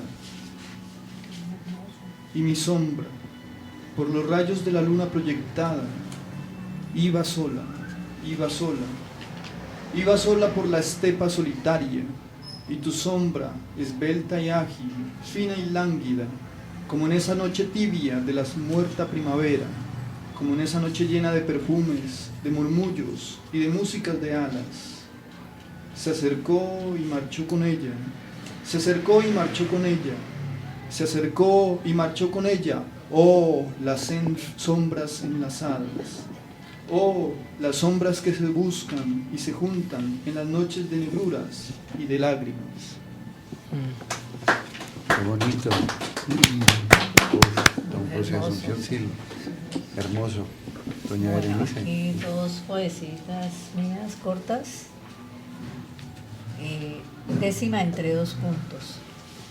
Variedad de puentes en el tiempo que alargan y juntan los caminos, naturales y engalanados por seres que vibran sobre ellos, o construidos por manos invisibles que dieron formas y proyectaron intereses. Puentes que unieron dos puntos, dos amores, dos odios, dos designios, dos destinos. Hermoso. Bueno, arco de colores. Hermosos los colores donde el sonido y la vibración se unen, en la caricia infinita que ofrece el torbellino, y se despliegan en arco iris con magnífico rubor, mientras la partícula anonadada espera este sentir de amor, este sentir del corazón. Bravo. Muy bien. Bueno, siguiendo con Benedetti. Es tan poco lo que conoces, es tan poco lo que conoces de mí, lo que conoces son mis nubes, son mis silencios, son mis gestos, lo que conoces es la tristeza de mi casa vista de afuera, son los postigios de mi tristeza, el llamador de mi tristeza, pero no sabes nada, o a lo sumo piensa a veces que es tan poco lo que conozco de ti, lo que conozco. O sea, tus nubes, o tus silencios, o tus gestos, lo que conozco es la tristeza de tu casa vista de afuera, son los postigios de tu tristeza, el llamador de tu tristeza, pero no llamas, pero no llamo. Qué bonito. Bueno, a continuación traigo una pequeñísima reseña histórica de tres hermanos fabulosos en la literatura, pero que de ellos poco se conoce. ¿Qué pasa? Ellos son los hermanos Bayona Posada. Nacieron en Bogotá y allí mismo fallecieron. Los tres hermanos, ellos son Daniel, que nació en 1887 y muere en 1920, a la edad de 33 años, muy jovencito. Jorge nació en 1888 y muere en 1948 a los 60 años. Y Nicolás nace en 1889 y muere en 1963 a la edad de 64 años. Daniel Bayona, del cual me quiero ocupar hoy, y los dos hermanos, hijos de Rafael Bayona Mogollón y María Posada Tavera. Se casó con Inés Álvarez Lleras. Fue espontáneo con su poesía pueblerina y de sentido humano. Se registran 19 poemas. Juan de Dios Bravo le endilgó la propiedad de este género de literatura, el lenguaje campesino. En compañía de Pedro Gómez Corena, escribió la novela Pasiones y Contrastes, y también está dentro de su producción la letra de la guabina chiquinquireña. A continuación, un hermoso poema de don Daniel Bayona Posada que se llama Quéreme, declamación que hacía de manera magistral ese gran declamador Rómulo Mora, el famoso Indio Rómulo. Vamos a hacerlo lo mejor posible. Quéreme,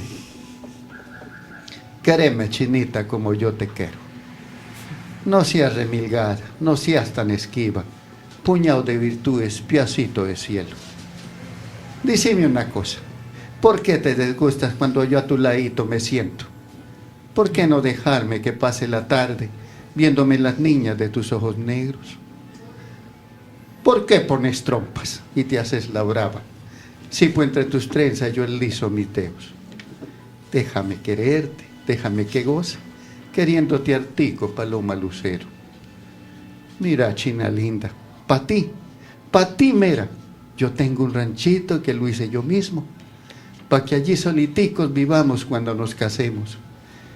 Yo no soy tan prove, tengo mi ranchito, mi cementerita del pie del barbecho, mi burrita mosqueta, mi vaca paría, mi yunta de güeyes, mi cría de corderos, mis 4 maticas de trigo bien sembraditas en la falsa del cerro. Decirle a tu mamá que mañana mismo le traigo mi burra, para ver si así puede montar la viejita para ir hasta el pueblo. Y que no se ajane, porque yo mesmito le llevo el cabresto, y los dos llevando la prove malita. Para llegar más pronto vamos por el desecho, y ante el señor cura nos vamos corriendo, para hablarle del caso que tanto me ajana, lo del casamiento. A mi amo curita los dos le decimos cuánto nos queremos. Yo le pago una misa solemne, con repiques y cantos, incienso, para que ante la Virgen que nos bendiga, para que bien casaditos quedemos, y podás vos quererme, chinita, como yo te quiero. Trocito de gloria, botoncito de oro, pedacito de cielo, cuando seas mi mujer toda la vida, cuando ya sin pecado me des besos, abrázame, bésame, chinita, tírame del pelo, rillite con gusto, tantía con tu mano como brinca el amor en mi pecho. No seas remilgada ni esquiva, claror de los cielos, sol de los venados, lluvia de verano, rocío mañanero. Reyite, mostrame tus dientes que parecen piacitos de queso, abrilla tus ojos como 2 luceros, deja que se escurran por tu frente mechones de pelo, y decime palabras bonitas, haceme cariños y dame hartos besos, y quereme, chinita, como yo te quiero. Uy, bonito. Elegante y bonito. Ese era don Daniel Bayona Posada. Don Sergio. Bogotano. Bogotano. 3 hermanos poetas. Qué bonito, ¿no? Pero Daniel era el mayor, ¿no? Sí, él era, fue de los mayores, vivió 33 añitos apenas. Un poema autóctono. Sí, y en 33 años de edad, mire, escribió una novela, 19 poemas y la letra de la guabina chiquinquireña. ¿Se imagina dónde ese caballero hubiera vivido un poco más? Y es difícil encontrar información de ellos, mire. Grandes valores de la literatura y perdidos. Yo no sabía de ellos, a mí nunca en mi época de estudiante me enseñaron de ellos, imagínese usted. Don Sergio, bien pueda. Este es un poemita corto, se llama Laudable templanza. Es un epigrama de Nicolás Fernández de Moratín. Ayer con Beato el Cuato comió sopas y puchero, media pierna de carnero, 2 gazapillos y un pato. Yo le vino y respondió: tómalo vos por mi vida, que hasta mitad de comida no acostumbro a beber yo. Oh, qué bonito. Bien, quiero leerles un poema de Gustavo Adolfo Oquendo. Se llama De los cantos divinos. Sol, luz y sombra del ocaso, claridad de los que gritan, tiniebla insomne del que calla en su desdicha. Escuchad, algo perece, algo suena. Escuchad, el corazón del día. Grita, canta, turbulento balbuceo de agonía. Callad todos y nadie. Oíd, como canta el corazón del día, como retumba con sus gritos, con la rudeza de sus ecos, el agitado espesor de su sangre, la salvaje latitud de su silencio. Hombres, luz y sombra del ocaso, escuchad el corazón del día, desarmonía, desamparo, sin razón. Gritad, cantad, escuchad, callad todos, todos. Oíd, cómo morimos. Oh, qué bonito. Doña Berenice. Puñado de frutas. Un conjunto que impresiona: melones, uvas, manzanas, moras, fresas, frambuesas, explosión de sabores son. Con matices de colores, con mis ojos la caricia doy, y en el aroma combinado estoy: café oscuro, morado, verde, gama de rojizos fuertes, de unas y de otras son. Cual tempestad de aguas, el bosque se presenta, y mi salivar despierta, el bolo alimenticio fragua. La mansa delicia las inunda, y el deseo las engulle tiernamente. Bravo. Oh, qué bonito. Bueno, Bien otro poema de Benedetti. Ella que pasa. Paso que pasa, rostro que pasabas, ¿qué más quieres? Te miro, después me olvidaré, después y solo y después seguro que me olvido. Paso que pasas, rostro que pasabas, ¿qué más quieres? Te quiero solo 2 o 3 minutos, para quererte más no tengo tiempo. Paso que pasas, rostro que pasabas, ¿qué más quieres? Ay no me tientes, que si no tentamos no nos podremos olvidar. Adiós. Qué bonito. Bueno, continúo con el segundo de los hermanos Bayona, Jorge. Fue un multifacético, prosista, culto, inmejorable y fecundo poeta, gran orador, extraordinario conferencista, ingenioso comediante, cuentista, crítico y ensayista. Escribió cuentos y ensayos, la novela Recortes de vida, y en poesía Almas en embrión, Oraciones y paradigmas, Mundo interior, entre otras. Dirigió la revista Letras, donde publicaba sus semblanzas, y fue director del suplemento literario El Pueblo. Como modernista, sus versos fueron elegantes, castizos, rítmicos y con rima adecuada. A veces llegaban a ser eróticos. Como romántico, se refugió en la melancolía, que le permitió trascender a la mística. Su obra, Cantos de Hadas, simboliza el anhelo ilusorio de la belleza en sus sueños. He aquí un bello soneto de él que se llama Reconciliación. Al cruzarnos en la ruta silenciosa nos miramos, ella grave y pensativa y yo absorto, indiferente. Las bandadas de recuerdos aletearon en mi mente y sin saberlo, a un tiempo mismo las miradas esquivamos. Muchas cosas con los ojos nos hablamos y volvimos a mirarnos largo tiempo mutuamente. Detuvimos nuestros pasos del olvido en el pendiente y sin sentirlo, sin saberlo, con tristeza suspiramos. Ella vaga sin camino, yo me aparto del sendero, entre la morada cuenca de la noche ni un lucero, encamina nuestros pasos ni señala nuestras huellas. De repente tropezamos, nuestras manos se aprisionan, nuestros ojos se persiguen, nuestros labios se perdonan, y del árbol de las sombras se desgajan las estrellas. Don Sergio, quien pueda. De Porfirio Barbajó, Futuro. Decir cuando yo muera y el día está lejano, soberbio y deñoso, pródigo y turbulento, en el vital deliquio por siempre insaciado, era una llama al viento. Viajó enfermo y triste por islas de Sudamérica. En un pinar de Honduras vigorizó su aliento. La tierra mexicana le dio su rebeldía, su libertad, su fuerza, y era una llama al viento. De cimas no sondeadas subía a las estrellas. Un gran dolor incógnito vibraba por su acento. Fue sabio en sus abismos, humilde, humilde, humilde, porque no es nada una llamita al viento. Y supo cosas lúgubres, tan hondas y letales, que nunca humana lira jamás esclareció, y nadie aún ha comprendido su trágico lamento. Era una llama al viento, y el viento la apagó. Oh, qué bonito. Bien, yo les quiero leer un poema de Luis Antonio Ramírez, poeta antioqueño de la Universidad de Antioquia, y se llama Poema número 2. Este instante se repite y es eterno. Nunca he logrado decirlo. De decirlo muero. Es una inmensa noche, clara y silenciosa, la que me une a él.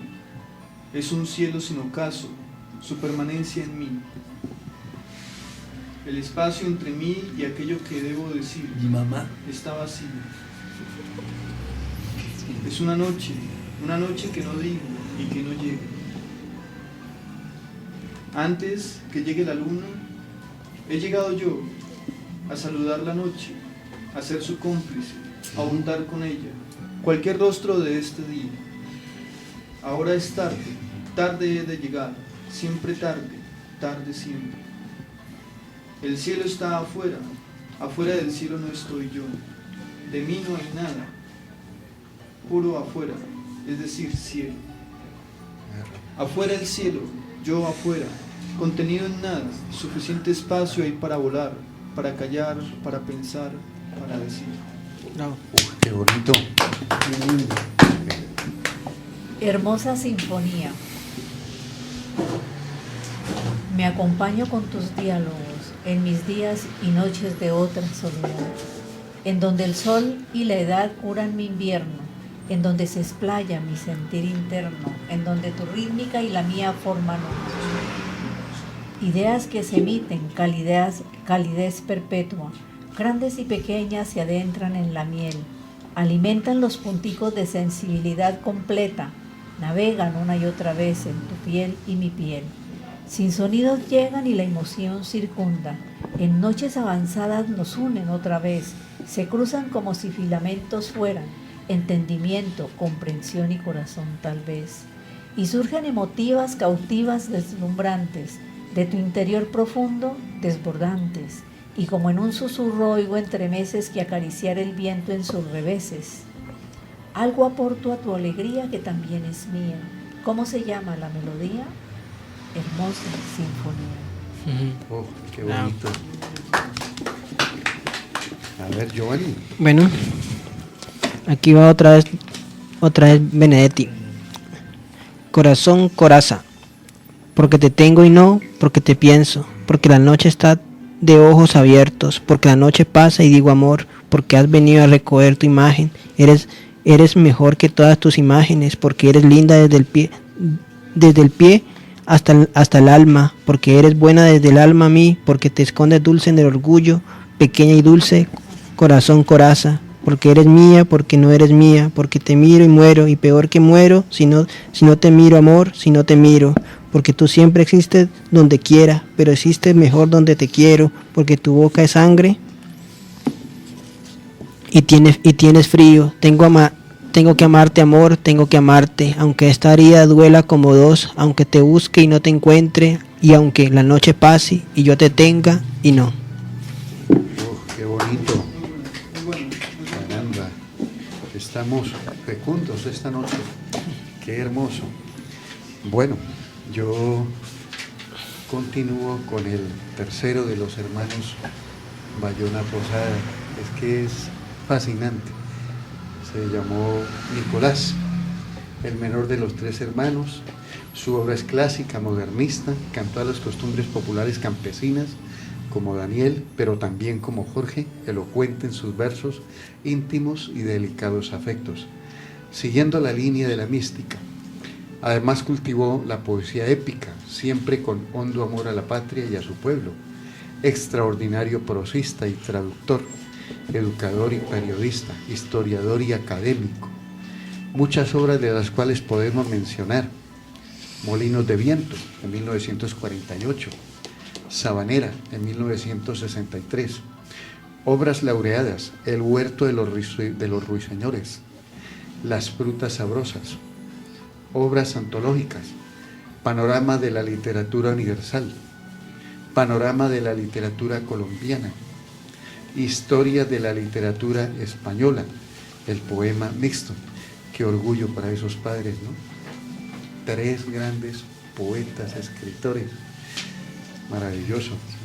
Y este es un poema de Nicolás, hermosísimo también, que declamaba magistralmente don Rómulo Mora, el indio Rómulo. Y dice así: pa' vos merita. Y siempre disculpa, y siempre lo mismo. Que ahora no, que porque ya nos atisban, que cuando hay que escurar en los cielos, que hacemos con eso morcillas palpatas, que irá el cura si llegas a verlo. Y yo que, mientras tanto, mi hijita querida, espere, aguarde con alma y sombrero, me des la cosita que espero y aguardo, con unas ganazas que estoy que toteo. ¿Pa' qué, mi hijitica? ¿Pa' qué me ofreciste darme eso tan chusco, tan rico, tan bueno, y dulce y sabroso como un caramelo? ¿Y pa' qué me hiciste con esa promesa un toche entre tunas o un mirlo en ciruelo? Si vos, cuando estamos los dos soliticos, y cuando yo te lo pido con todos mis alientos, torces el hocico, te haces la bonita, y más colorada que un clavo entre el juego, y salís con disculpas y la más de toronjas. Y jurás que yo soy de los inventos. Ya, papá, vos 2 meses, y yo, mi hijitica, con esa cosa de ayer lo recuerdo, sentaos en la cerca de piedras lamosas que sirve a tu estancia de adorno y lindero, charlábamos juntos, felices, contentos, y yo te decía que si sigue el maicito a buen precio, para el año que viene, feriamos podemos. Cuando de repente dio 6 campanazos el reloj de la torre del templo, y a otro momentico sonoros y lentos, pidiendo oraciones a Nuestra Señora, del toque del ángel vibraron los ecos. ¿Te acordás? Yo entonces me paré anestético, me quité el sombrero, y en después que los dos, mi hijitica, tras de santiguarnos con mucho respeto, en señal de adorar la cruz, nos besamos la punta del dedo. 3 Ave Marías con un Gloria Padre, como palomitas volaron al cielo, mientras que igualito que una bola roja, el sol se ocultaba detrás de los cerros. Chillaban las ranas, se plegaba el trébol, y olía la tarde lo más de rebueno. Tus lindos ojazos buscaron mis ojos, apenas tuvimos los dos en silencio, y al topar de golpe que a yo me miraban tus ojos serenos, con una mirada más dulce que almíbar, y miles de veces más rica que un sueño, no sabo qué cosa corrió por mi cuerpo, que incendió mi sangre, sacudió mis nervios, me ponía los pulsos como un redoblante, y me hizo cosquillas entre los huesos. Sabo meramente, mi amorcito bello, que entre mis manazas temblaron tus manos de flor de cerezo, mientras nuestros labios, como si quisieran decirse un secreto, se iban acercando con igual deseo, se iban acercando ya tanto que casi se nos confundían con nuestros dos resuellos. Y a no ser que entonces llegó tu hermanito, ya hubiéramos hecho lo que ambos queremos.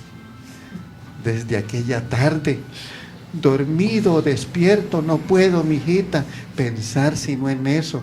Si riego las matas, me mientan tu jeta los claveles rojos y los novios frescos. Si huelo una rosa, me huele la rosa a lo que tus labios tan lindos me olieron. Si me chupo un dulce, de esos labios al rompe me acuerdo.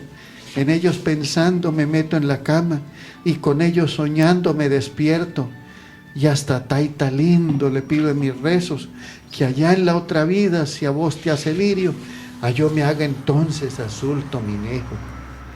Ya ves, mijitica requete preciosa, que es la pura verdad que te quiero, con amor tan raizado y tan grande como el árbol del atrio del templo. Con yo de boberas, déjate un momento, pues tener las mismas ganazas que tengo. Y además te juro por todos los santos que a nadie en el mundo jamás se lo cuento. Mirá, estamos solos, ahoritica mismo. Poné la jetica para darme el gustazo. Por Dios, mijitica, no es que más que un Homero. Hermosísimo. Picaresco, ¿no? No son los ¿Cómo? Bayunas, ¿El ¿no? autor Sí. es usted mismo? No, Bayunas es... Posada. no. Sí, Es como que llama el Este autor. de- Bayona menor, Posada. Ellos son que bogotanos. se llama Nicolás Bayona Posada. Ellos son escritores. Bueno, Y con el acento indígena, con el dialecto, con la entonación y todo, ¿era Sí. que ellos también lo recitaban? claro, claro. No lo recitaba Y es el indio Rómulo. indio Rómulo. Hermosísimo. Pero ellos no, ellos eran unos- Ellos lo escribían, eran los escritores, pero el declamador Eran muy serios, magistral, eran muy serios. Rómulo Mora, de Monguí, Boyacá. El indio Rómulo, para él, nuestro saludo, nuestro respeto, ese gran folclorista. Sí, él ¿Todavía vive. vive o qué? Claro, él vive. Creo, sí, él vive Él vive. todavía. Fue nombrado alcalde honorario de Monguí por muchos Pero años. ya está Sí. pues tranquilo ya en su casa. Ya. Sí, en uso de buen retiro, En uso de buen embajador retiro. cultural. ¿sí? Bueno, con la bendición de Dios hemos llegado al final de este programa, uno más de los que hemos hecho, con la dirección de don Fabio Enrique O'Higgins Marriaga, con el apoyo de don Alfonso Luna Heller, propietario de esta magnífica emisora, y en compañía de mis compañeros de equipo, la voz femenina, Berenice Nao. nuestro amigo Juan Pablo Guamando Hernández. Giovanni. don Giovanni Tutinaz, Sergio Virucharri. Sergio Junior. Sergio Vanguero Jr. y este servidor y amigo de ustedes, Luis Gerardo Bolaño Fernández, con licencia para matar las penas, entrar a sus hogares a llevar esparcimiento, cultura y mucho más. Dios los bendiga y hasta la próxima. Mil gracias a todos. Próxima, Mil gracias a todos. próxima, Mil gracias a todos. próxima, Mil gracias a todos. próxima.